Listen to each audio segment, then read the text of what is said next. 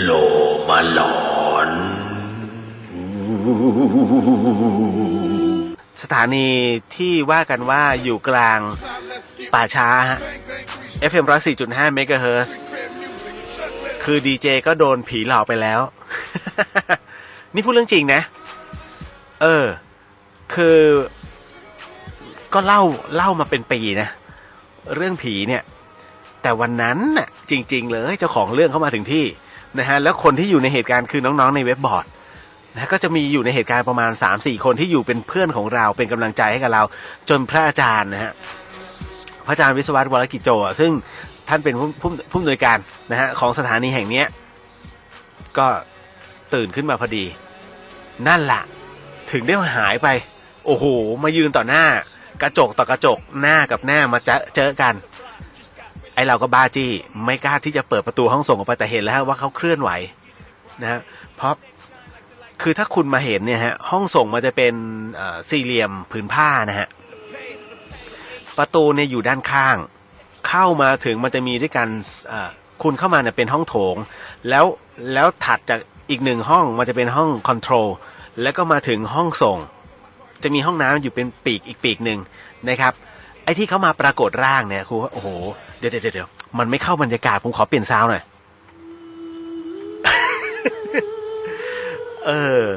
คือวันที่เขามาเนี่ยน้องที่อยู่ในเว็บบอร์ดบางคนน่ะเห็นนะฮะแต่พี่เลียวจำไม่ได้แล้วเล่าเรื่อง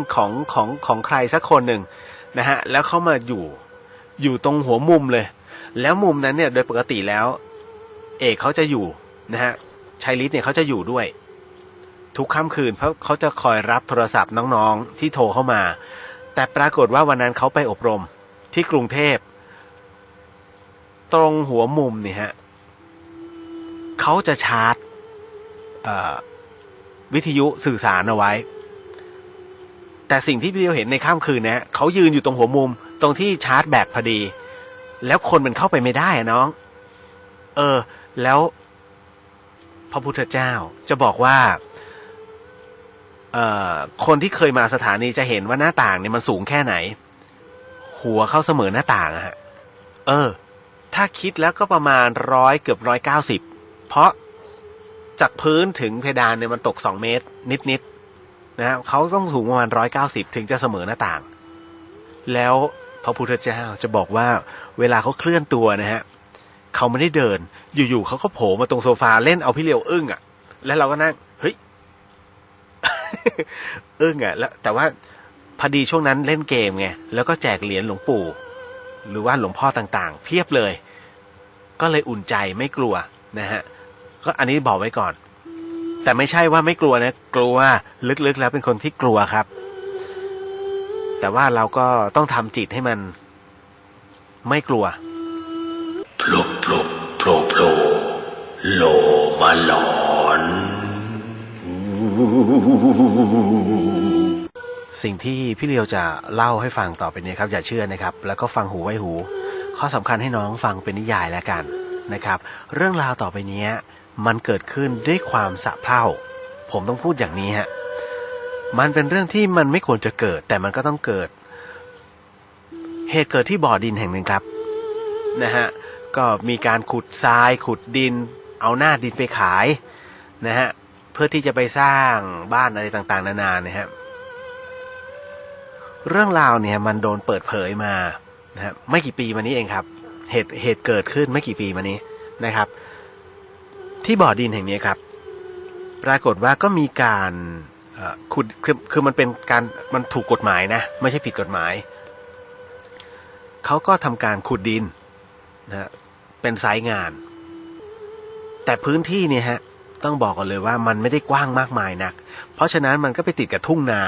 ของชาวบ้านเขาด้วยนะครับชาวบ้านเขาก็ทำงานกันอยู่แถวนั้น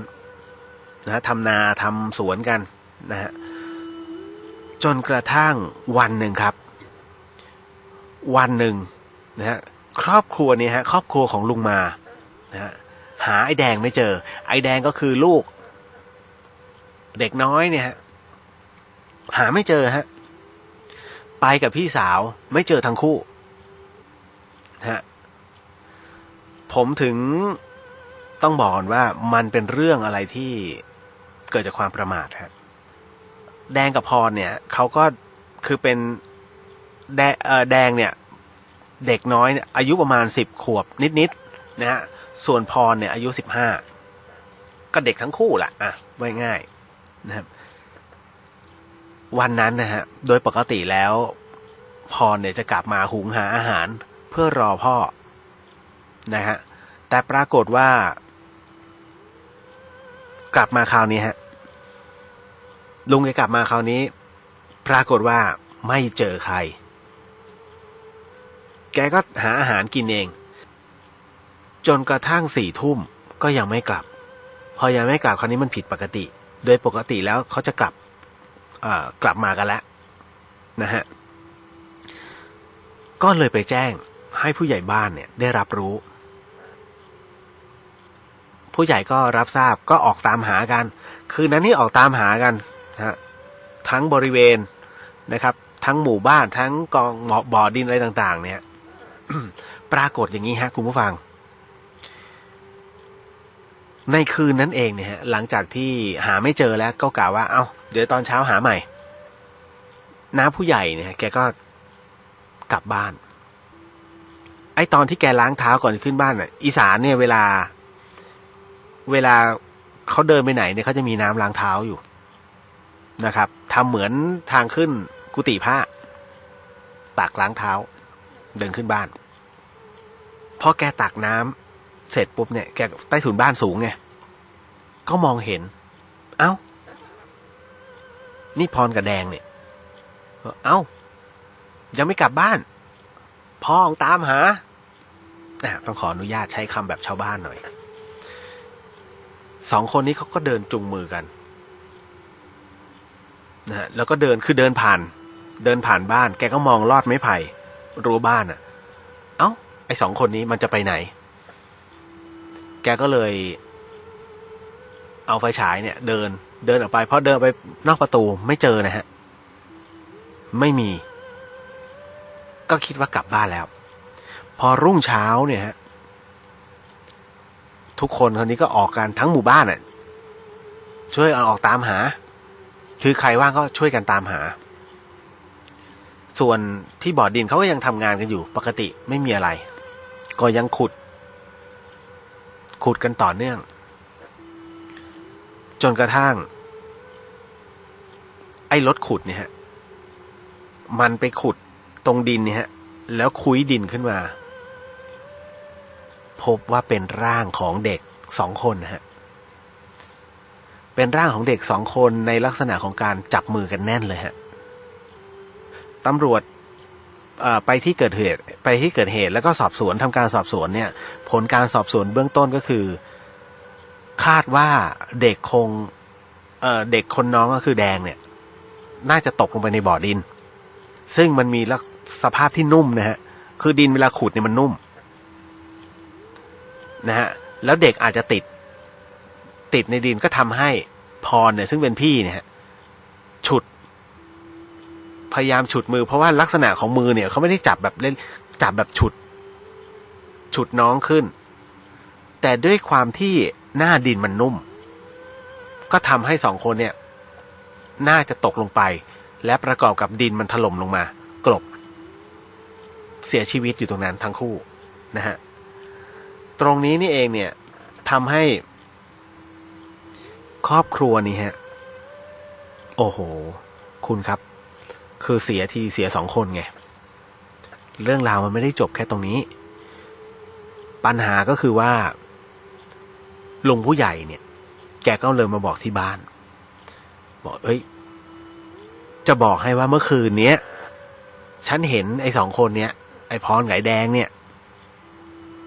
มันเดินอยู่ฉันก็เรียกมันตะโกนถามบ้านช่องไม่กลับห้องตามหาฉันก็นึกว่าไอ้พรเนี่ยมันเอาไอ้แดงเนี่ยกลับบ้านก็เลยไม่ได้เอะใจก็เดินออกไปดูก็ไม่มีใครปรากฏว่าอีกวันหนึ่งเนี่ยฮะอีกวันหนึ่งคนที่เขาอยู่ที่ไซต์งานเนี่ยเขาก็มาร่วมงานศพด้วยนะฮะแล้วก็มีผู้ชายคนหนึ่งครับเขาก็เดินมาพร้อมกับดอกไม้ธูปเทียนนะครับมากราบ มากราบครอบครัวนี้เขาบอกว่าน่าจะเป็นความผิดของผมคือเขาไม่ยอมเหมือนกับอันที่หนึ่งคือล้อมรั้วล้อมเป็นเขตอันตรายอันที่สองคือเหล็กปิดหน้าดินเนี่ยไม่มีนะครับซึ่งโดยปกติแล้วมันเป็นพื้นที่กว้างจะไปโทษเขาไม่ได้นะฮะเด็กเขาอาจจะไปเล่นด้วยแล้วมันพลาดพลั้งขึ้นมาเองเขาบอกว่าผมมันไม่ค่อยสบายใจเพราะว่าเมื่อคืนนี้ในขณะที่เขานอนอยู่ปรากฏว่ามีเด็ก2 คนครับเดินวนอยู่รอบตัวผมเดินวนผมก็ค่อยๆลืมตาขึ้นก็เห็นเป็นเด็กผู้หญิงคนหนึ่งครับขนลุกเป็นเด็กผู้หญิงคนหนึ่งฮะเดินวนทางซ้ายเด็กผู้ชายเดินวนทางขวาสลับกันฮะเขาก็มองเห็นแล้วฮะแต่ก็ไม่มั่นใจเขาก็หันไปดูภรรยาของเขาภรรยาเขาก็นอนหลับแต่เด็ก2 คนก็ยังเดินวนสลับกันเขาก็เขย่าตัวภรรยาฮะภรรยาก็โอ้โหปกติแล้วเป็นคนที่ตื่นง่ายแต่คืนนั้นเนี่ย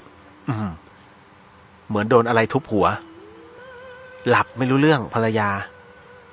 พี่คนนี้เขาเลยบอกว่าผมก็เลยตัดสินใจเปิดโคมไฟหัวนอนพอเปิดโคมไฟเนี่ยแล้วผมก็ลุกขึ้นนั่งก็เห็นเด็ก2 คนเนี่ยยืนอยู่ตรงหัวมุมห้องครับยืนอยู่คือยืนนิ่งอ่ะแล้วมองมาที่เขาก็มองเขาก็ถามว่าเป็นใครเด็ก2 คนเนี่ยไม่ตอบแล้วก็หันหลังฮะแล้วก็เดินออกนอกห้องการเดินออกนอกห้องของพวกเขาคือเดินเลยไม่มีเปิดอะไรเลยพี่คนนี้เขาถึงได้อึ้งฮะเขาก็เลยมีความรู้สึกว่าหรือตัวเขาหรือเปล่าที่เป็นสาเหตุให้กับเด็ก2 คนเนี่ยต้องลงไปตายนั่นฮะเขาอธิบายให้ทุกขั้นตอนในงานนะทั้งบุคคลในครอบครัวได้ฟังนะท้ายที่สุดก็อโหสิกรรมซึ่งกันและกันนะแต่ว่ามันคือบาปในใจเขาไงนะเขาถึงได้ต้องมาสารภาพแล้วผมถึงได้บอกว่าการฆ่ากันหรือว่าการทำอะไรให้เกิดอุบัติเหตุโดยไม่ตั้งใจเนี่ยฮะเนี่ยแหละครับมันมีผลกระทบพอสมควรเลยทีเดียวพระพุทธองค์ถึงบอกว่าไม่ให้เราประมาทนะครับโผล่โผล่โผล่โผล่โลมาหลอน